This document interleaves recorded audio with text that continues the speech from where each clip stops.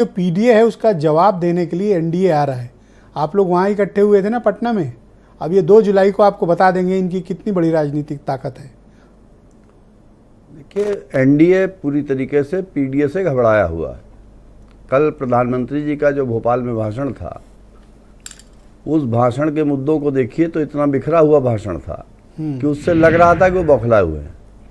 और सच्चाई ये है कि अभी हमारे भाजपा के मित्र आपके सवालों का जवाब दे रहे थे, तो उन्होंने स्पष्ट तौर पे एक बार भी अनुप्रिया पटेल जी को स्वीकार करने का काम नहीं किया।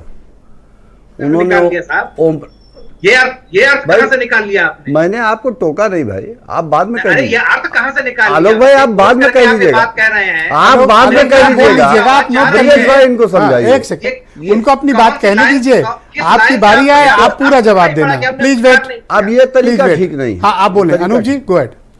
ओम प्रकाश सिंह जी का नाम लिया, विनय कटियार जी का नाम लिया, जिनको ये लोग कोल्ड स्टोरेज में डाल चुके हैं राजनीति के। विनय कटियार जी कितने सालों से चुनाव नहीं लड़े भाजपा से, आप जानते होंगे। ओम प्रकाश सिंह जी भी अब जहाँ तक मुझे जानकारी है सक्रिय राजनीति में नहीं है। लेकिन ये भाजपा का तरीका है कि लोगों से फ़ायदा उठाना और फ़ायदा उठाने के बाद उनको उनके हाल पर छोड़ देना। जहाँ तक समाजवादियों का सवाल है, समाजवादियों ने तो 1960 में नारा दिया था कि सोशलिस्टों ने बांधी गांठ, पिछड़े पांव 100 में 60, और एक लंबा सिलसिला रहा है कुर्मी समाज के नेताओं के समाजवादी आंदोलन से जुड़ने का।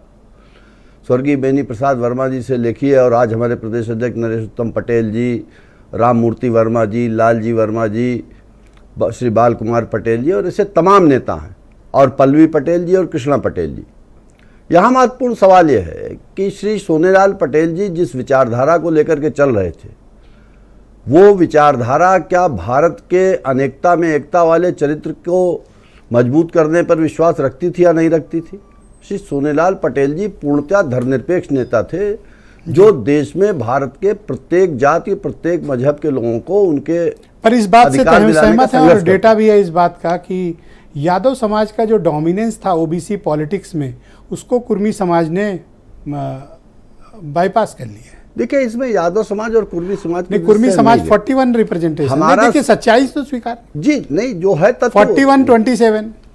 मैंने कहा कि जो समाजवादियों का लक्ष्य है, वो लक्ष्य है कि पिछड़े समाज की भागीदारी ज़्यादा से ज़्यादा बढ़े। वो कुर्मी समाज से आ रहे हैं, यादव समाज से आ रहे हैं, या पाल समाज से आ रहे हैं, या प्रजापति समाज से आ रहे हैं, या अन्य पिछड़ी जातियों से आ रहे हैं। ये किसी और दिन चर्चा करेंगे।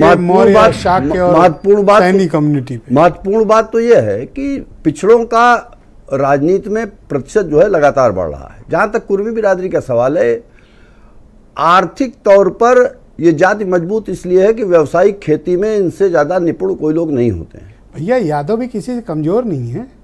लेकिन अगर आप ब्रजेश भाई पता करेंगे तो खेती में जो व्यावसायिक खेती है, गन्ने की फसल है, आलू है, या तमाम ऐसी फसलें हैं, उनमें कोई जोड़ नहीं है, और बहुत मेहनती और बहुत शिक्षित और बहुत तार्किक तरीके से सोचने वाली जाति है।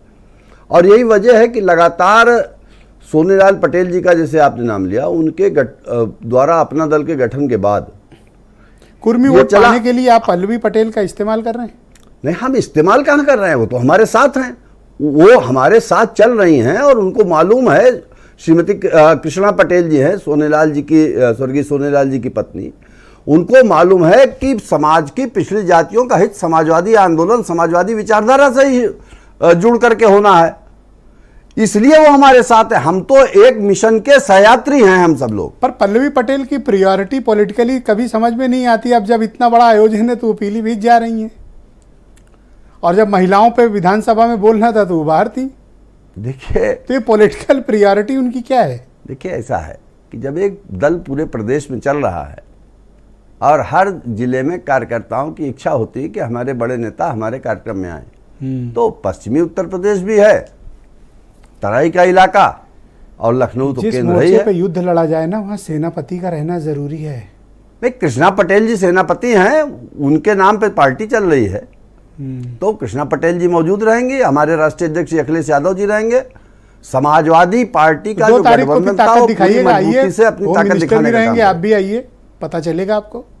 रहेंगे वहाँ सब हैं। नो, एक सेकंड आलोक जी, आलोक जी प्लीज, पहला राउंड है, बोलिए। ब्रजेश भाई, मैं सुन नहीं पाया आपने क्या पूछा। आइए 2 तारीख को मुकाबला करके देख लीजिए, पता चल नहीं, जाएगा। होम मुकाबले मिनिस्टर की भी रहेंगे। देखिए, मुकाबले की कोई बात नहीं है। क्यों नहीं है? मुकाबले की बात इसलिए नहीं है कि हम तो अपने मिशन को लेकर चल रहे हैं। हम पिछड़ी जातियों को लगातार मजबूत करने के लिए मूलभूत सवाल उठा रहे हैं, जाति जनगणना का सवाल उठा रहे हैं, तमाम सवाल उठा रहे हैं। पिछड़ी जातियों पे जो अत्याचार, अन्याय और उनके साथ उत्तर प्रदेश में थाने से लेकर के और प्रशासन तक में भेदभाव हो थैंक रहा यू है, अनूप उसका चंदा सवाल जी। उठा मैं रहे आपको हैं। डिबेट के दूसरे राउंड में स्थान देंगे।